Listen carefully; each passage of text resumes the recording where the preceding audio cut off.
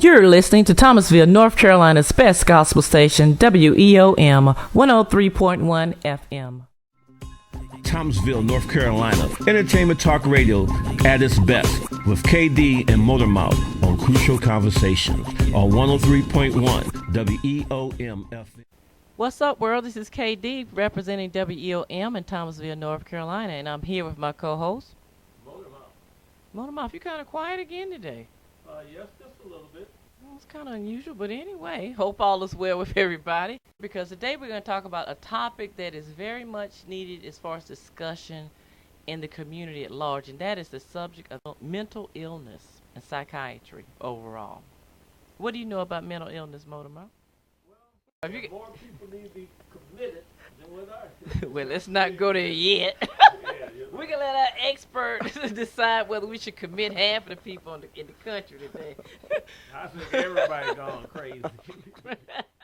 But I'm happy that she's here because she has a long history and a nice career in psychiatry and nursing. So we got someone that knows what crazy is, can define it, recognize it, and stamp it out for us. Okay. Our special guest, her name is Miss Mary Easterling. And how are you today, Miss Easterling? I'm fine. Well, welcome to the show. Yeah, well, glad to thank have you. Glad that you're here. How'd you get into nursing? How'd you end up in psychiatry, the psychiatric aspect of nursing? Well, I've been a nurse since 1964. Have worked with the Commission on Alcohol and Drug Abuse and the school nurse. I worked with the Head Start program. Have worked in different institutions such as the Department of Mental Retardation, Department of Mental Health, the local mental health clinics. I worked on psychiatry in a general hospital for 31 years, and in that capacity I served as a staff nurse on the unit. That is a serious history for it. That's pretty cool. So you really enjoy what you do? Yeah. I do. Yeah. Okay. You would have to. Yeah, with that much history. Develop a career like that, you definitely would have to. I just said, well, it'd be nice. Could you define exactly what mental illness is or disorder is? Yes, I can. Okay. Mental refers to the mind. Illness means is a malfunction. So therefore, with our minds, which a lot of us don't like to really deal with because we like the knowledge and so we're fearful of what we don't understand, we live in denial.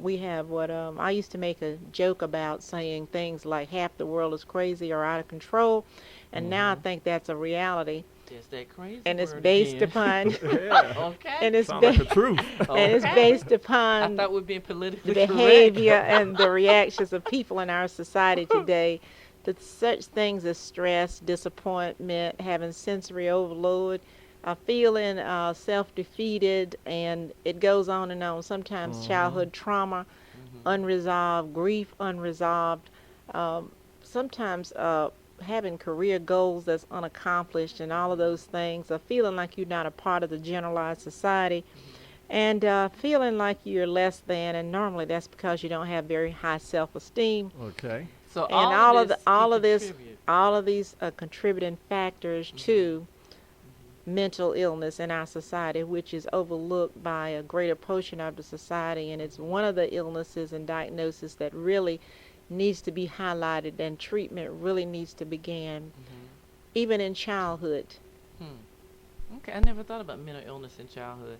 Because when I think about mental illness, I think about things that are kind of, I don't want to say popular, but kind of mainstream, like what, bipolar. Like, give me an idea of what Well, some depression, aspects of mental illness would be. I've heard of bipolar, schizophrenia. This is all mental illness, though, right? yes, Okay. there are many different facets of it.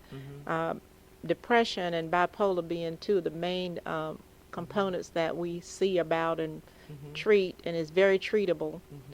One of the things it's very treatable. and manageable. The problem is that after a diagnosis and after a treatment plan has been established, 98% of the patients do not like to follow their treatment plans. Meaning they don't like to take their medication? They do not want to take medication, do not want to keep follow-up appointments, do not want to see a therapist, do not want to admit that there's a deficit that needs some correction. Okay. So I wonder why. Is it maybe, do you think they might be in denial, or is it they just don't want to admit, or they don't want to be bothered? I mean, just guessing overall, what do you think makes it so difficult for someone to not take medication? Do they not get the immediate results? No, I'm serious. No. Yes, immediate result. Well, not immediate results, because it's different for each individual is different. However, we live in a society where mental illness is looked upon as a stigma, so it makes it very difficult for a lot of people without a lot of self-esteem to come forward and say, "Hey, I need some treatment. I need to see a therapist. I'm not sleeping well. I'm not coping well. I can't concentrate. I can't retain information. I'm easily angered, or I'm angry all of the time." Or then there are people who feel that medicine is not going to help anyway. Then we have a religious component of it also, especially within the African American community, where we have a theory that if you pray and depend upon God, that He will provide you with what you need, and you will not need to take medication, nor see a therapist. Okay.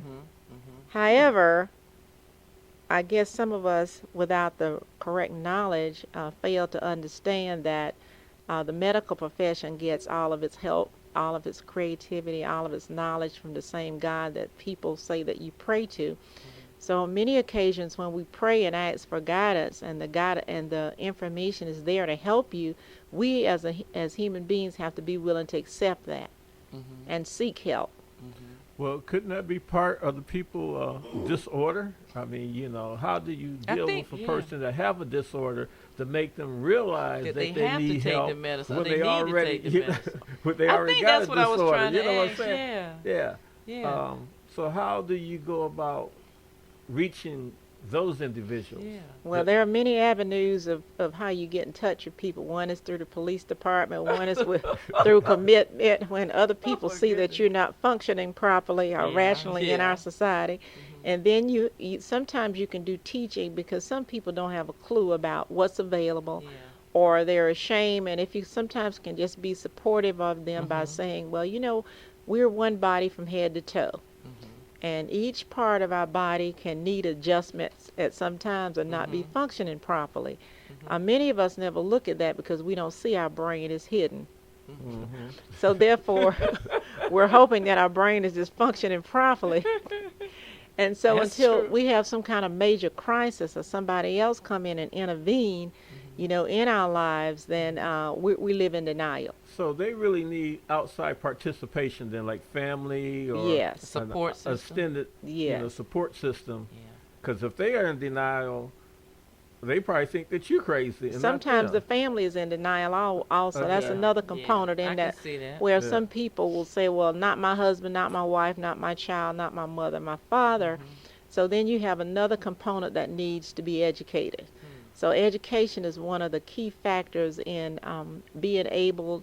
So this is why when we have people that I would say celebrity status who steps out and says, I'm being treated for a mental illness, it can be so helpful, because then people can tie in with the fact that, oh, if that person has a mental illness, then maybe it's okay that I have one, because they look at the symptoms and say, oh, wow, I don't sleep at night either.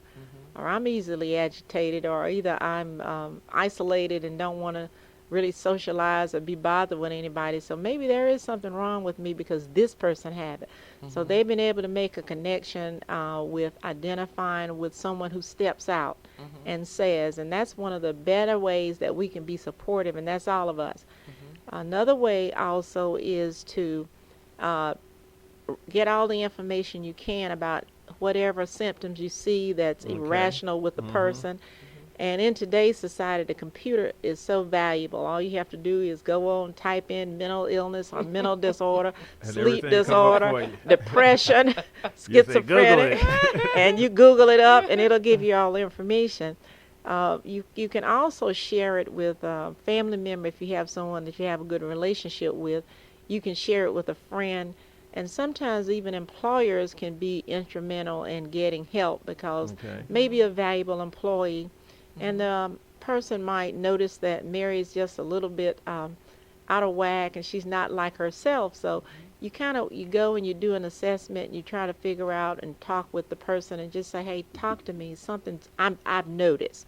You do not ever blame the person. It's more like, I've noticed and I'm wondering about certain things. And then most of the time with that, you get people to open up and talk to you about some situations that's bothering them.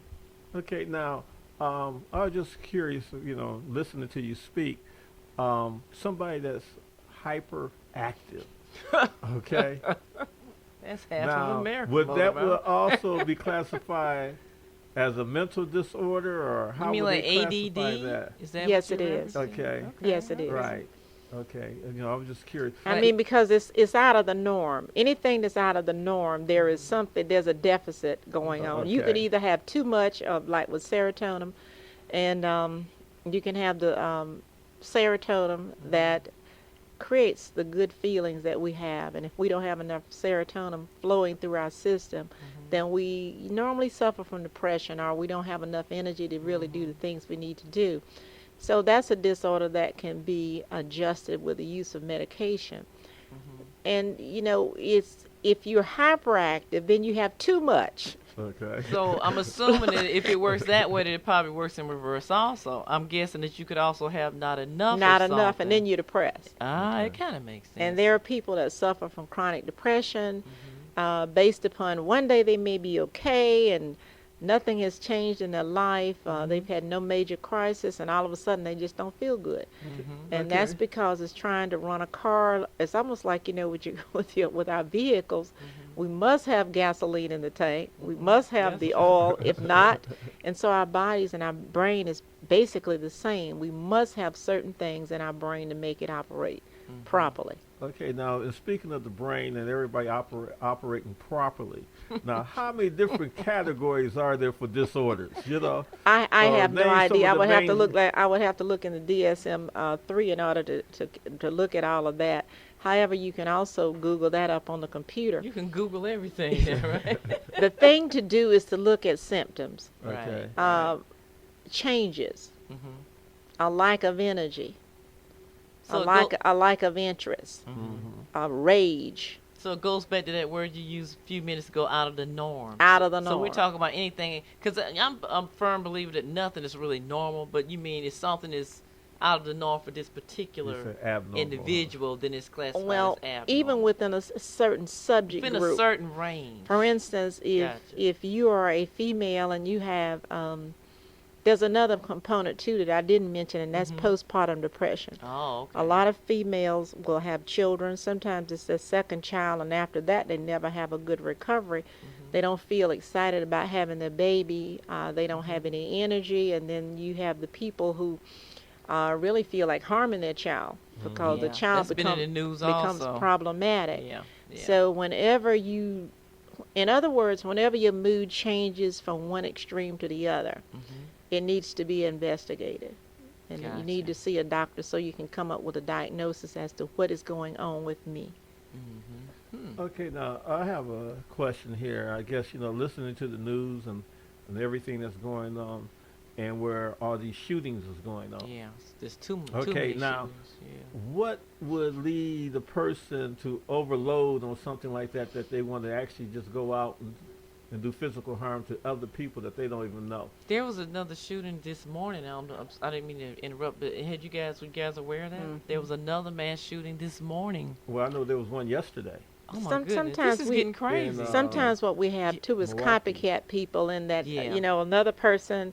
It's almost like a competitive kind of thing that people get into, and these are people who have brain disorders. I mean, sometimes they're schizophrenic, sometimes the voices are telling them to kill somebody. Then you have the people with competitive spirits who are in competition with, how dare he or she do this? Oh, well, then I'll sit down and I'll formulate a plan. No, I'm sorry, now that's just I mean, I know you don't like that word, but okay. Sometimes so the copycat people, Well, the copycat people, when you get into that arena of thinking about destructive behavior, normally you have other things going on. One being, you could be a sociopath. Sociopath person doesn't have any conscience about whatever he or she thinks or whatever they do, whatever it is they want to do. They think that's the norm. Okay. This is the way. In fact, we had someone that was in a mental institution who ended up incarcerated in South Carolina, who thought that his job on earth was to get rid of evil people. Well, he'd be a busy beaver. Well, quite sure there are quite a few people who think So like that. he was the one. He was the one doing evil. Okay. And but he had no insight Okay. Right. into What he was his really thinking doing? process. No, no. You know, his justification No, just no, no. Gotcha. wasn't that. He was just, even after his trial and even after he was incarcerated, he was still in there reading the paper, finding out who was coming to the prison, and was relaying messages to the counselors in the prison, telling them that just bring them to me and I'll take care of them and you all won't have to do all of that. So is that the same thing as a psychopath? I'm thinking about a psychology 101 class I had where we studied about psychiatric behavior and a psychopath. A psychopath, from what I recall, I think I remember, is a person who has no conscience at all about anything. Whatever they think is their reality. That's it. Unless no you, and then empathy, no sometimes you nothing. have schizophrenic people who have sociopathic tendencies as well. And to me, one of the most troublesome mental illnesses is to be schizophrenic, because then you're living with voices directing you and telling you what to do or what not to do. And however, that can be managed with medication as well. Wow. Now, how would they classify Sybil?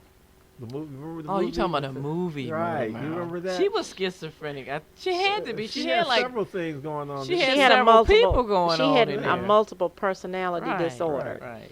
which usually comes from early childhood trauma, and where forgot the about that mind movie. splits into different sections and creates another person who is a protector of whatever the trauma is that you have endured.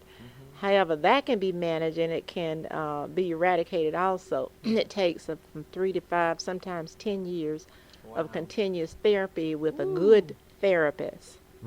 Good therapist. A good therapist. How many different personalities can they take on at one time? No Is one there can some- measure You're that. thinking about Sybil again, Mother. Because there are people who say they have 50, 100. I mean, I don't know how. Yeah. It's like a village. Because I remember in the movie she had, I think, about She had 16. about. I thought it was more than. No, I it don't was recall. about It was a 16. lot. I don't recall. It's 'Cause I been a remember we long had to time study since her I've in seen school. it. Well, I've seen a person who said she had 100, but Yeah. Wow. anyway, when we were quizzing her about her 100 personalities, once she got to about 50, she couldn't remember the names of the others.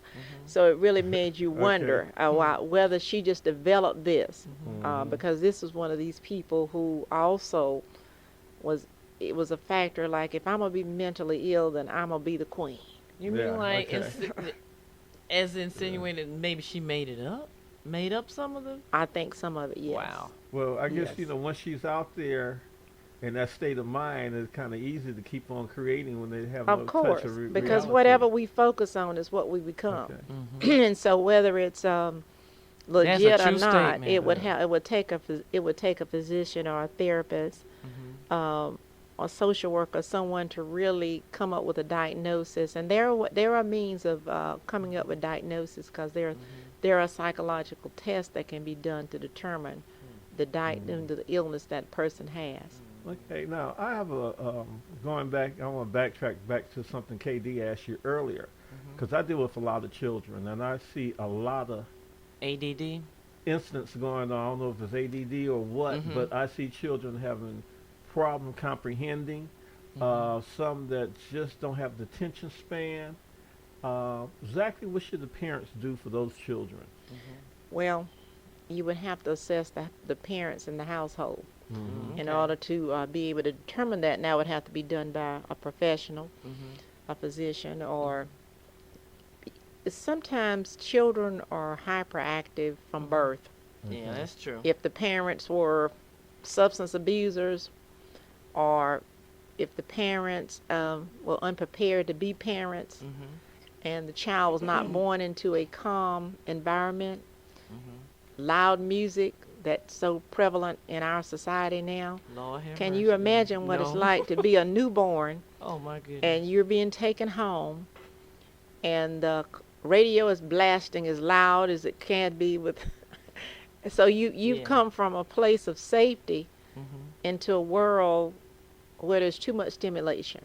Okay. So sometimes even with TV and things that happen around the kids can create children be intense. Would you not be tense if you didn't feel safe? Overly hyper. Yes. But long-term, I never thought about having a long-term effect.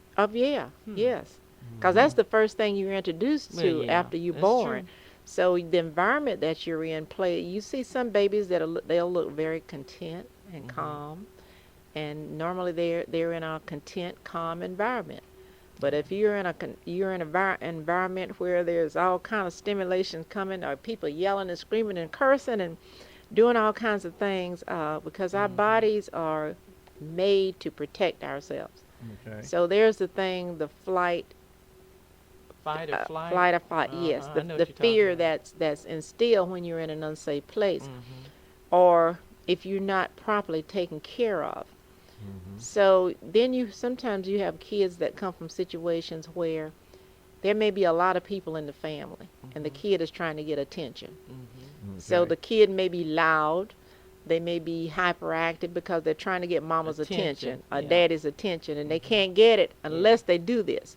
So if you continue to have to do this in order to get attention over and over again, and it becomes your reality, then you're hyperactive. So sometimes medication is not always the answer for this, and there are some studies now that say that we're over-medicating our kids in society because of hyperactivity.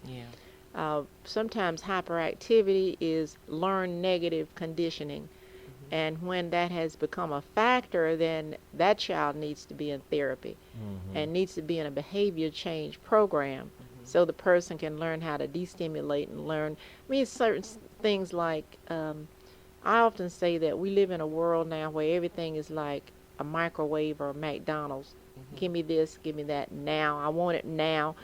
And so even if you're an adult or a child and you live that kind of lifestyle, then you're always going to be anxious. Because most of the time we're not going to get what we want when we want it or how we want it. So it causes anxiety, and anxiety goes along with hyperactivity. I'm anxious, I want something, I'm trying to get it, give me some attention, or give me love, give me whatever it is. So in order to get a proper diagnosis, a parent or the concerned person, even in the school, you have psychologists that work in the school, you have social workers and nurses that work in the schools, and if people have a teacher, say for instance, if a teacher has a concern about students, then the child needs to be referred so they can be properly diagnosed. Now the teacher and managed. has the power to do the referral. Oh right? yes. Right, Something else for the teachers to have to do. Yes. Yeah. Well, if you're the teacher in a classroom and you have Johnny and Sally that you can't control, Oh yeah, you're right. The teacher's gonna. then the teacher will need to make a referral. Right. Okay. Right. They can make the referral, but now I was just curious about that, because of the guidance or the authorization that the school is under, and where the parent is a guardian, where the school actually have custody of the child. Well, And I wonder if there's a way that when the teacher make the referral, then they can also referral that the parents or whatever. you always notify a parent. Okay. You always notify a parent because if you have a child in your class and the child is disruptive because of hyperactive activity, the first rule is to contact the parent, to let the parent know about the behavior of Johnny or Sally.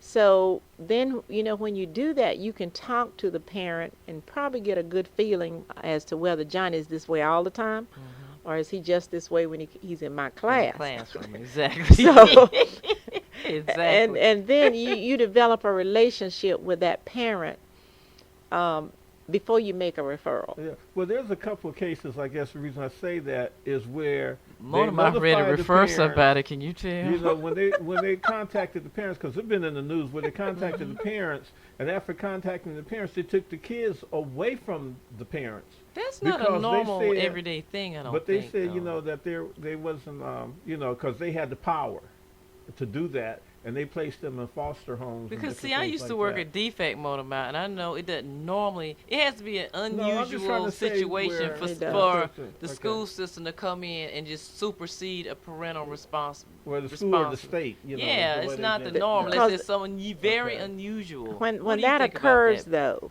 Mhm. a process has already started. Exactly. Okay. A process of first diagnosis and management Exactly. before children are taken away from the natural parents. Right. So- It's not well- that easy to just take a. Believe me, it's not that easy. Mhm. No. But moving right along to what I'm ready to get into, now, as you said, learned Motormouth behavior. is trying to get rid of some Uh-huh. problem Okay, we're talking children. about learned behavior. Yes. Now, with the young men wearing these saggy pants, is that learned behavior, or how would you classify that? It is learned behavior Mm-hmm. because whatever is displayed out in society, if you feel like you want to be a part of it, then what do? Okay, You act join. out, right. You join. Mhm. You're If you want to be a part. if of you it. want to be if you want to be a part of whatever you see. I think that boils back down to a part of a certain environment. That's an environmental factor, I think now. Mhm. Just my opinion. Because everybody, it's not like teenagers see people walk around with saggy pants and it's a trend and everybody under the planet is walking Not saying around. that everybody's doing it. Yeah, I'm I just think it's trying We're to talking say- about the joiners, the ones Right. that do. Right. Yeah, I think Yeah. it's The more of the an ones that do it. environmental It goes thing. back to the parents. Mhm. I've seen instances where parents were complaining about the pants, but they Mhm. were the ones who bought them. Right. So it depends upon and there are children who don't wear that. They don't wear everything that's in style. They don't want the sneakers that cost $150. They don't want that, and that's because the parents have taught them different values, Mhm. and they chose to listen. However, you have the ones that choose not to listen. So the ones who choose not to listen are going to be the ones who want to follow whatever they see in society.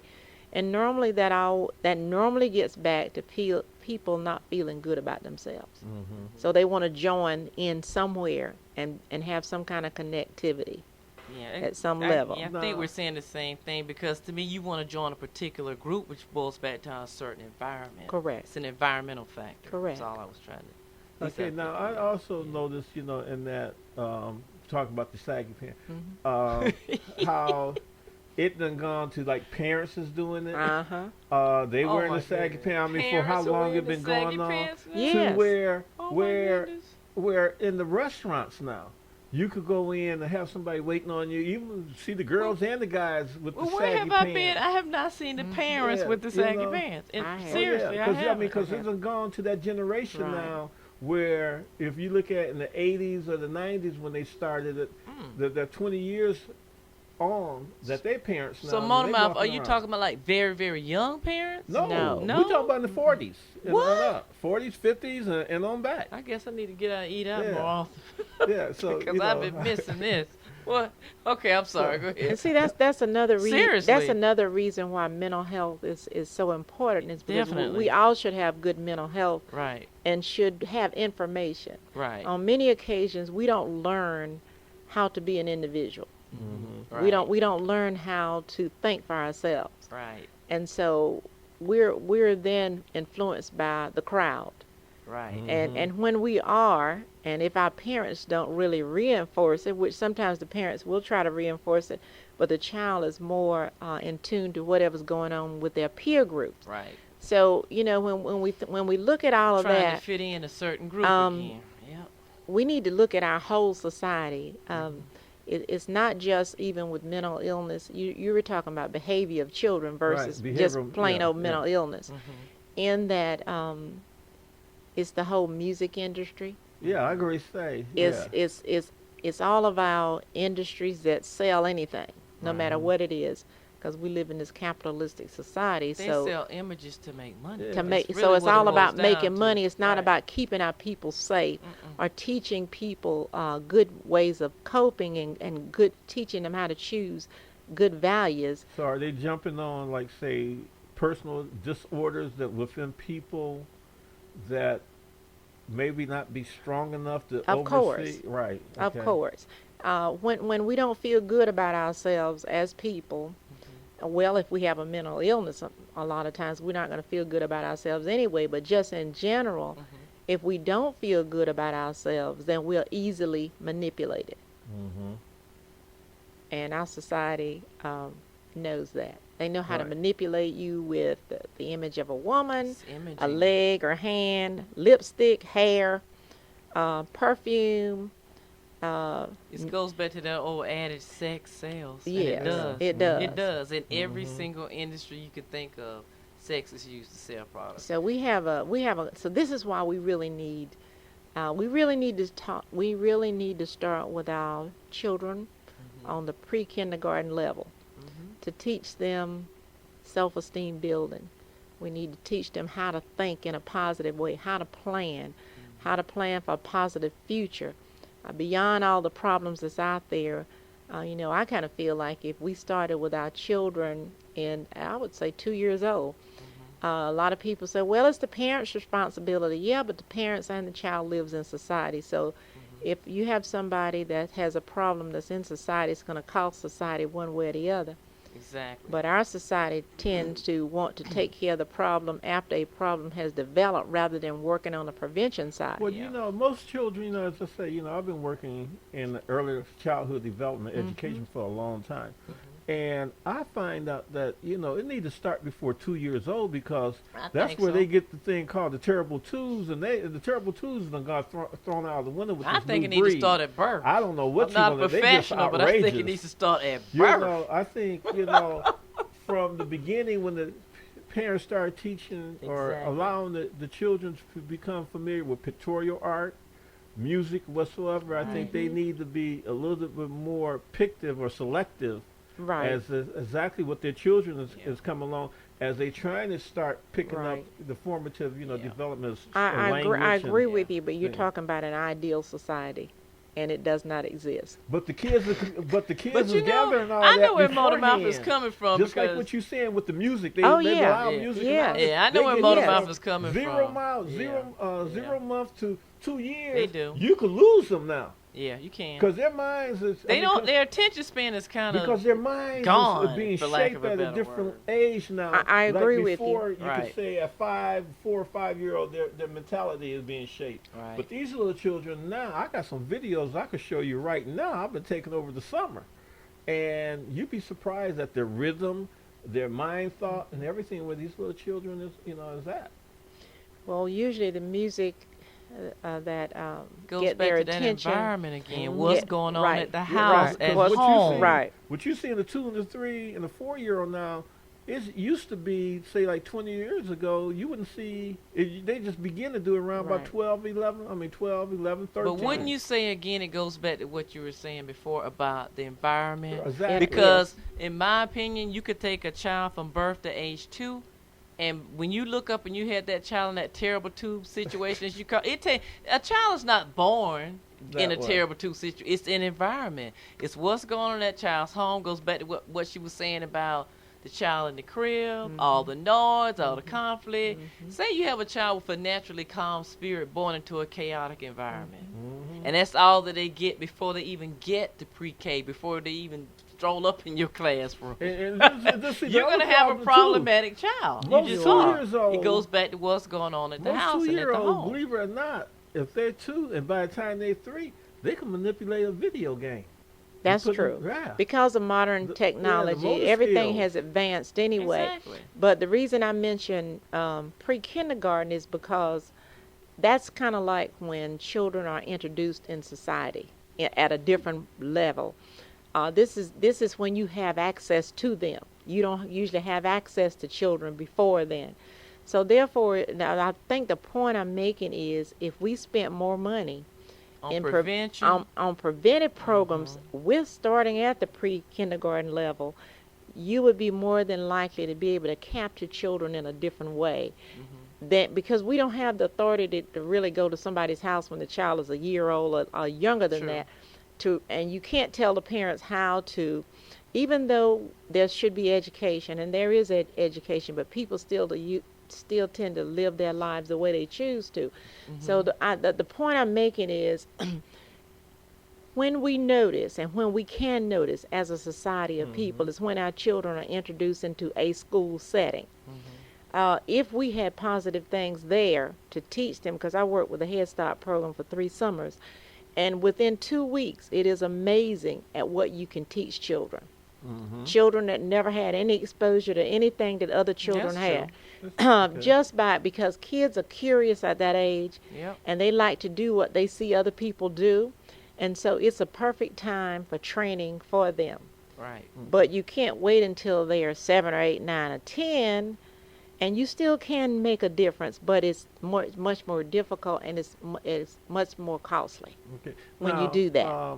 I know in my experience, I'm going to share this with you because I started, working with Head Start in the 70s, but what I realized to me seemed like, and this is the reason why I named one of my company Quality Time, is because the quality time was being lost just through, the society as the family nucleus broke down. The mother came out of the house and started working. And the children was being put into the daycare setting as early as 6 weeks. Yeah, that's true. Yeah. And so therefore that quality time of a child, and by the time the children go and pick up all these other behaviors, that they, really you figure a child might be in the daycare for about 12 hours out of the day. When they come home, they might get fed, then a bath, and then put to bed. So there's no bonding with family that child, time. family time at all anymore. And then it's like when they should be getting quality time or something, they put in a game or something in front of them. Pretty much the TV and the video games are babysitting the children. So see, all of these things do not allow children to develop good self-esteem because kids are supposed to feel loved and protected and wanted. Those are the things that they're supposed to have, and if they don't have that, then they seek out those feelings in things like the games or either with other. But we can't solve the problem. We cannot solve the problems, all of the problems of the world. But when it comes to money from the state or the federal government, it would be much better to have monies placed at some level of prevention than to wait for taking care of people once they really there's got to come into play. Right, or if there's no point of no return. Right. Kind of like putting them on that little train, as I call it, from the not the prison to the pipeline. Some people say from the crib to the prison to the pipeline, but it's a pipeline that people think is by design set up where certain children are going to automatically end up in the prison system. It's like you said, we don't spend the money that we used on prevention. Right, and that's we what take we need. that same dollar and that same funding, and we spend it on the opposite end of the spectrum, the prison system. Correct. Well, it's the ultimate goal because the prison system is a business. Yeah, I think, when you look at the prison system and the type of money that they're making now that they're on Wall Street, it's $1 billion you got a lot of challenges against you. Yeah. And there's more people that is lobbying for the prison system Correct. than the ideal treatment and different things against it. And everybody, is making money off of it. Oh, yeah. Just not only the prison system, but those people who sell them the toilet paper, the supplies, the and vendors, all of that. the facilitators, So the everything. teachers, the But people that see, go this, in there. This is why we need to, as citizens, when we vote, we need to research our candidates to see what their thinking is about supporting preventive programs in education, in mental health, and mental retardation. Those are the things, because those are the things that really affect all of us in life. And for the people who think it doesn't, it's when we have shootings and when we have people that do all kinds of things that disrupt the lives of people and the whole community. It kind of gives us a clear understanding of how important it is to really look at prevention. So these are the conversations that we need to be having with our elected officials. Right.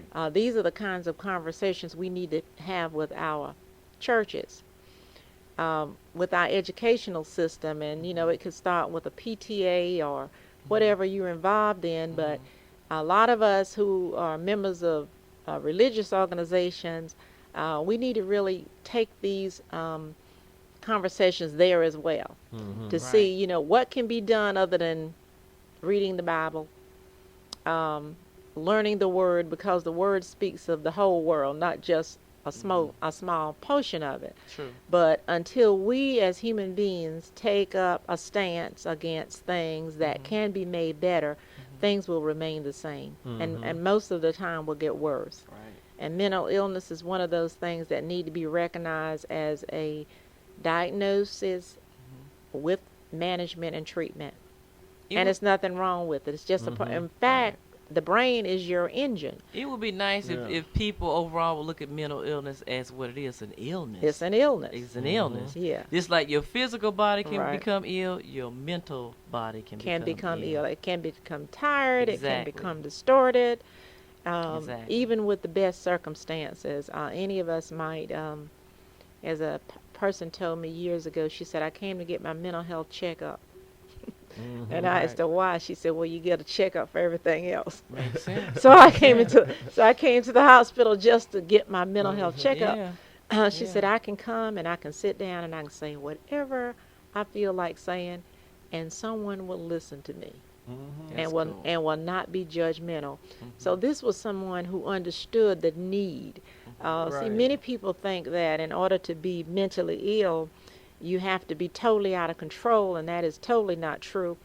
In fact, there are very prominent and wealthy people in our society who have therapists on their staff. And they're not out of control. They just want to make sure that they stay in control. Right. Yeah. So they realize the importance of taking care of their mental health. Well, I know in my teens, my parents, my mother particularly. But Motormouth, can we take a quick, hold that thought. We're going to come back and talk about your teen and your parents and how can we define whether we're really mentally ill or not. Something we might all need to know. But we're going to take a quick station break and hold that thought. We'll be right back in a few moments. Kaye Dee and Motormouth for WEOM 103.1 FM in Thomasville, North Carolina. I listen to the best gospel station in Thomasville, North Carolina. That would be WEOM 103.1 FM. Live and in full effect, this is Black Leaf online. And whenever I listen to the radio, I listen to WEOM 103.1 FM.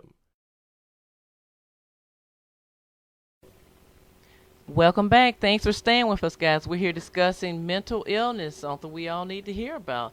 And Motormouth, you were saying something earlier when we left off about your growing up and your mother was relaying some information to you. My mother made me realize pretty much what she was saying about that mental checkup. Right. And that there's nothing wrong with doing that. And because when she came to me and asked me that, we were just having a conversation of, I can't remember what, but she just threw that out in the blue.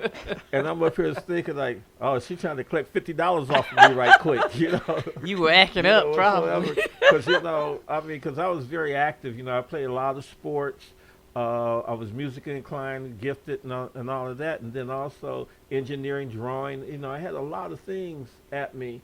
And I guess, she asked me that I want to go see a therapist, And, I kind of took it wrong, but I went.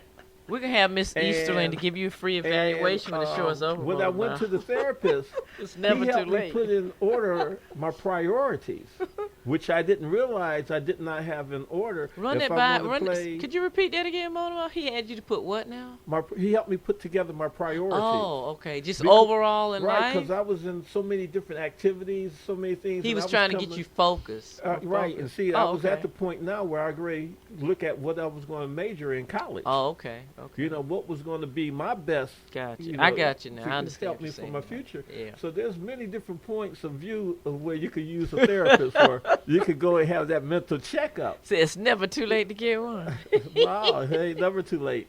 Because you never realize how much activity you might have going on with yourself. That is true. On a serious level, that's very true. And there's really a personal disorder going on with yourself because you're overloading yourself. Correct. Yeah, right? I agree with you. Because a lot of people wonder now, how can I do so many different things at one time?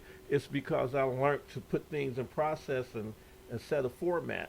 And then I do throw out a lot of things I think about. But like for people who just want to go and get a checkup. No comment, Motormouth. Where could they go? Well, how would you tell them about doing that? Getting an assessment? Yes. You go see your doctor, a therapist. Is there an outlet for people that don't have doctors? I mean, let's keep, and that's another question yes, too. there are local mental health clinics. Is mental health? I mean, is mental health and mental illness covered by insurance, just Some like everything insurances. else? It just depends. Some insurances, yes, cover it. Yeah. I would say 98% of them do. There's Okay. a different percentage of how much they will cover. Mm-hmm. Then there are people who have insurance that have no mental health coverage. Wow. Then there are people who have no insurance. Yeah. But even within the school system, you have psychologists that work with the school system who can do assessments. You can always go to your local mental health clinic, or you can just really talk to your family doctor and tell your family doctor what's going on with you, and then that doctor will refer you to someone who can really help you. But you can also look under physicians, and you find psychologists, you will find psychiatrists, you will find therapists, you will find an array of different kinds of therapists that you can see. But there's nothing wrong with going and having a checkup just for your own benefit, even if you're functional. We Because all need to check up something. because we have many people who are very functional, and they still have problems never diagnosed and never treated. However, you have people with type A and type B personalities, and if you have a type A personality, you're not going to be like the person with a type B personality. But even with that, we need to learn to have limits and boundaries. I don't care how smart you are. See, the guy that did the shooting, he was brilliant, evidently. It doesn't matter. Right. He was a doctor's candidate. Yes. He sure was. It doesn't Smart matter guy. about that. We all need limits and boundaries. I don't Right. care if I'm familiar with 10 different things. I cannot do successfully 10 different things at one time. So one rationale or way of looking at an assessment for yourself is, do I start a lot of projects? Do I complete those projects? Do you complete the project? Am I always on to another project without completing the ones that I have started? Am I a procrastinator? Always thinking about, I'm going to do this, I'm going to do that, but I never put forth any effort to do get any it of those done. things. Right. Do I have problems sleeping at night? As someone said to me once, I can't find the off switch. So there is something going on wrong when we have these characteristics. Do we wake up? Do we have early morning awakening? Do we wake up in the morning and still feel tired and exhausted? All of those things are red flags that something is going on that needs to be attended to. Am I short-tempered? Am I easily agitated? Do I have problems concentrating? Do I have problems retaining information? All of those things are symptoms that something needs to be looked at and diagnosed by a professional. So what I would hope that people would do is not to look at mental illness in a negative way, but to look at it in a positive way, in that, let me find out if there's something going on with me that needs to be corrected or needs to be managed. Because most diagnoses can be managed if you go and seek help. And that's one thing that I'm hoping that all the people that are listening will remember, is that mental illness is not a death sentence. It's just a diagnosis that needs to be you need a diagnosis, you need management, and you need follow-up, and you need to do that with a professional. Not with somebody on the corner who's telling you what to do, and not somebody to tell you to pray more. That was my next question. You can pray, keep your religious place, but I mean, it's like if you're at the gas tank, you're not going to be there praying. Either you have some money to purchase your gas, or you don't. Or you don't. So it's the same with mental illness. We need to take care of our bodies. Right. And that is from the top of our head to the bottom of our feet. Right. The other point I wanted to make is, most people think the heart is the main engine. I mean, most people are more concerned about their heart, but they're not ever concerned about their brain. They don't understand, without the brain, you wouldn't have it, the operation of your heart or any other body part. But we don't look at it that way. We're just concerned about our heart, but we need to be concerned about our brain, because without our brains operating properly, the pituitary, we are really nothing. True. That's true. It's main order. But now I have a question here. We're speaking all of this and talking about health and trying to do proper health. Now, how important is it about the diet now, especially with all the chemicals and preservatives that's in the food? With the diet in relation to mental health? Yes, That's an you're interesting right. question, though. Well, there are medications that cause you to can cause you to have a breakdown, as people like to say, a nervous breakdown.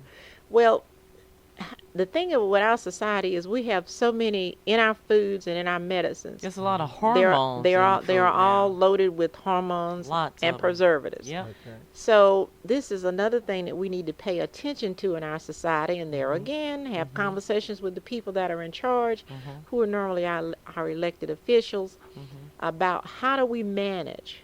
Because if we don't learn to manage and get some of this change, our society is just going to become more influxed with things like preservatives. Right. Okay. And things that can really cause, I don't know about causing mental illness, other than I've seen some people who were allergic to certain medications that was given to them, and they ended up becoming psychotic. Mm-hmm.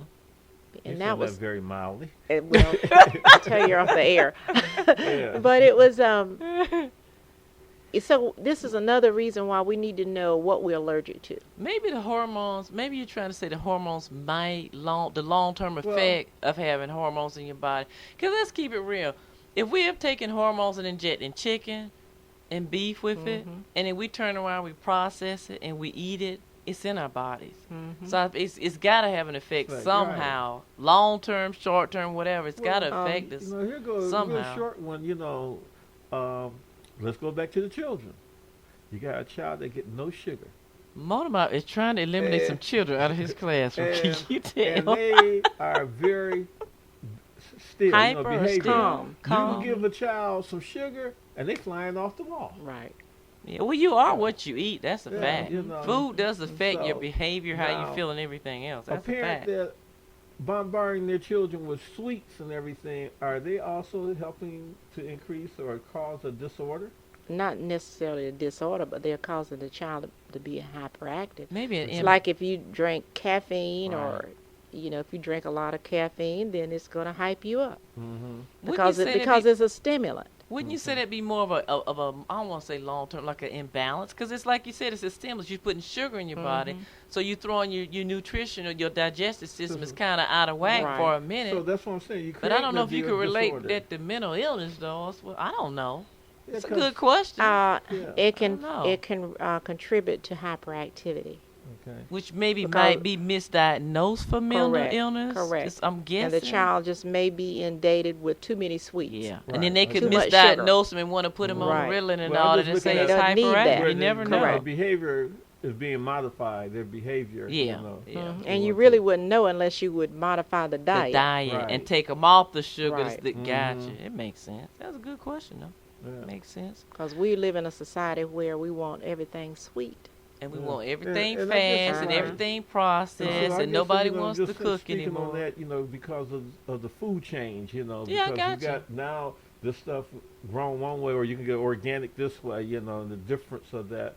And with a person that having a disorder or not having one, say like, is there on the border, is there such a thing as on the Not top? really. A proper diagnosis would be needed in order for you to tell, Okay. whether it was someone with a problem or whether this was a food Run problem. mouth, you are stuck with the children. Get over it. No, I was just using that. However- that was just a good example, Okay. still saying However, I'm just saying. I don't want to say no adults like that, but they are. Usually on adolescents units and treatment centers, they aren't allowed a lot of sweets. They might get one treat per day versus people who drink things all day long. Yeah. And these people are usually anxious and hyper. But they're anxious and hyper for other reasons. And it's clear because I'm guessing because their diet is controlled to a certain extent based on what you're saying. Yeah, the children are normally calmer when all of that's taken away Yeah, all from them. that sugar and stuff.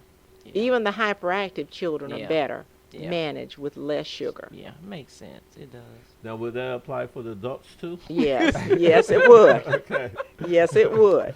See, adults usually have these feelings that I can do whatever I want to do. Nobody can tell me whatever, what. Because I'm Like, do I grown. smoke too much? Do I drink too much? Whatever it is, I can do it because I'm grown. But you can really do an assessment of your own behavior. Just get your journal and start writing. That's true. Writing That's true. and look at your own behavior and be honest with yourself when you write in the journal. Right. You'll know whether there's something going on with you that's out of the Because- ordinary. Because wouldn't you say if you're going to self-assess yourself, it wouldn't do any good to lie to your own self. It Correct. defeats the purpose. Right. You could be very honest Why with yourself. bother? Why is it that I'm so agitated at 8:00 in the morning when I haven't had my second cup of coffee? I haven't had a chance to smoke cigarettes. So, I mean, so it goes on and on and on. But self-assessments are very good, and sometimes in some treatment centers, patients are encouraged to do self-assessments. Because you can, as you said, Kaye Dee, you can be more honest with yourself than you can with other people. If you're trying to really make a change, with Just yourself, write, why lie to your just own start self? journaling. Now, here I go again. I got one more. Now, Oh boy. okay, now, based on what you're saying, I'm listening to about what people consuming and everything. Now, by their consuming abundancy of certain things, now would that not be a disorder of some kind, or that's just a craving? That's learned behavior. Okay. You know, for think so, instance, too. if you get accustomed to adding salt, then it becomes a way of life. Yep. So your body will crave it because Okay, you have right. you I have see what you're introduced it saying. into the body. Yeah. I don't care if it's alcohol, drugs, Salt, cigarettes, sugar. because Yeah. we are creatures of habit. Right. And it takes 30 days by scientific proof to make or break a habit. Correct. So I agree with you on that. So when 100%. we do that, and see, we are creatures of our own habits. We don't like to take responsibility for that. We like to blame. But we are creatures of our are. I don't care how much education we have. A lot of people have the education, but they never apply it. They'll look for an excuse and begin to point fingers. Well, you know, I do this because, well, I always do this. Well, that has nothing to do. It's sort of like with So I guess what you're really saying there with that is not based off of a deficiency. no, Right. Okay. no.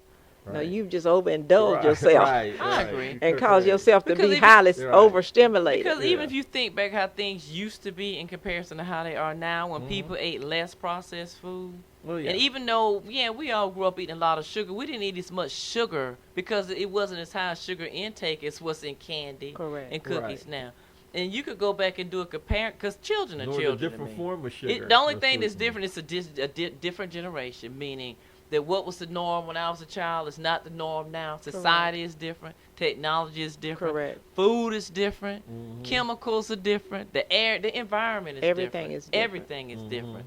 So I agree with you. So if you was to take that same child that's born in 2012 and put him in a whole different environment, I think you get your answer. I'm with you. I don't think it's a mental thing. I think it's Everything is not a environment. mental disorder. Motor Some mouth things, again. The children will remain in your classroom. Get over it. No, I They, don't know where you at with that. I'm not I talking feel like about he's that. trying to eliminate some of those No, children. I'm not trying to eliminate none. I was using that I'm my just experience teasing. I got as a platform. I thought you were referencing because you kept referencing back to a couple of children in the class and well, that's what my and the media ADD. world of contact with people with. I deal with more Yeah. children than adults. yeah, I realize right. that. You know, I so realize that's that. all I can Then speak then about. too, there's a lot of You know, children. and I see that. You know. Yeah, I know. Yeah. They are a little bit more hyper than they used to be. But I think, honestly, it's because children get more processed food and more sugar than they used to. The whole the whole food chain is different. Well, see, Now, what do you think? But Oh, you I know, agree with I'm you. I mean, saying- that's just my opinion. But I guess when I was looking at the children when she was speaking about how we need to address and maybe address the matter of reaching the 4 or 5 year olds Yeah, and stuff. yeah. So I'm just going there and looking at the different things that they are inflicted upon them. Loud Yeah. music. This, yeah, that, all and of that, it. Environment, less, even less food. structure Mhm, and different right. things like that. Food is yeah. even part of their environment. right. And then too, it's home life. I mean, when I was a kid, we actually sat down at a table and ate together. Most Yeah. people don't even cook now, more or less sit down and eat together. I mean, that's just reality. Yeah. So, you know, mean, the Yeah, children. you didn't stop by McDonald's or Yeah. Sonic's or Yeah, you didn't swing Hardee's. by McDonald's on the way And- home and every about day and eat. No, it just didn't 45 happen minutes that to way. an hour out from dinner. You didn't eat anything. Uh-uh. Neither. Correct. Oh yeah, you're right. Right. You're You right, didn't- Motor Mouth. no Whatever snacks, you no do, don't nothing. even think about trying to get a cookie before dinner time. It wasn't gonna happen. no. So you know the kids are supposed to be a little bit more, you know, hyper And then now. if Wouldn't you you was in a think? two-parent home, normally you didn't eat dinner until Dad walk in, unless he had late hours. Then you ate. Well, you kind of know, pushing. such That a- ain't gonna hardly happen on the Yeah. norm now, Motor Mouth. No, But I'm no, just talking saying, about back in the it was a days, different day because then. it was Yeah. a family thing, It and was a then every different day. Sunday you did eat a big meal. You Yeah. know. Yeah. And then Right. Eve, you Yeah. talking about being over hyper. Look at the difference just in programming and entertainment for children now. I remember when I was a kid, we didn't have 1,000 channels pumped out. I mean, it's stimulation. Yeah. Everything is overloaded now. Well, just like that little commercial on the Olympics right now. I love where the little boy and his granddaddy sitting there, Oh yeah. and he said, "Granddad, kids got it good." He said, "I try to tell you." And then kids weren't even exposed to it. You know, it's good and bad for everything, in my opinion. But kids were not overexposed and exposed to a lot of the situations that Yeah, are we had different they're exposed values, to now. you Yeah, know. the values and Yeah. everything is just different. So with You all of know. that's cause for a greater disorder Yeah. in today's society. That everybody needs to have that. Do we mental all need check. some mental health? We probably do. Well, We probably it all wouldn't need be to check up. it wouldn't hurt any of us to go and have a mental It checkup. probably wouldn't, no, seriously. It would be a good thing because then it would either validate that you were okay or you're not okay. Exactly. Use some kind of validation. Exactly. But we're going to take a quick station break and get ready to wrap up the show. Thanks for listening to us, guys. We'll be right back in a moment. You're listening to the best gospel station in Thomasville, North Carolina, 103.1 FM, WEOM. Live and in full effect, this is Black Leaf online. And whenever I listen to the radio, I listen to WEOM 103.1 FM with Kaye Dee and Motormouth. Peace. Thomasville, North Carolina. Entertainment talk radio at its best with Kaye Dee and Motormouth on 103.1 WEOM FM. Welcome back to the Kaye Dee and Motormouth Radio Show. We're here for our special guest. We're going to wrap up the show. It's been very interesting, but we're at the end of the day. Yes, it has been very interesting. Miss Easterling, Enjoyable. we appreciate you. It's Yes. been cool, enlightening, and very knowledgeable. And you got to come back. You got to come back. When you come back, bring that portable mental health checkup kit with you, because I think we Yeah. all need a checkup. Yeah. But seriously, we appreciate your Help time. We everybody do a appreciate you being here. what's it called? Self-assessment. Self-assessment, mental health Right. kit. Is there such a thing in reality? Get Some together. entrepreneurs out there thinking, Yeah, I'm you sure. get it together, we'll help you market We'll it. help you sell it. Because I think everybody in this Check world out. today could use a little help. Uh-huh. We could. Yeah. Yeah. But we appreciate you coming by. And anytime you want to come back, the door's open. We'd love to have you back. We sure would. Thank you. Thanks for the information on the serious note. Everybody needs it. You're Thank welcome. you. And I'm going to reflect back to something that you said about an hour ago, because I like that. I like it. If I remember right, you said whatever you focus on is what you become. I True. like that. So in the meanwhile, guys, we appreciate you listening to WEOM, Carolina's gospel leader. WEOM is at 103.1 FM in Thomasville, North Carolina, home of Harrison Live, Crucial Conversations, and Kaye Dee and Motormouth. In the meanwhile, you guys have a wonderful week. Thanks for tuning in with us. I'm your host, Kaye Dee, and I'm here with... Motormouth, and be blessed. Have a good one. Bye-bye.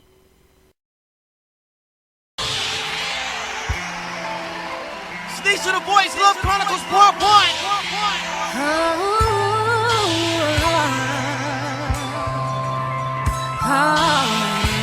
I'm Skills, the next credit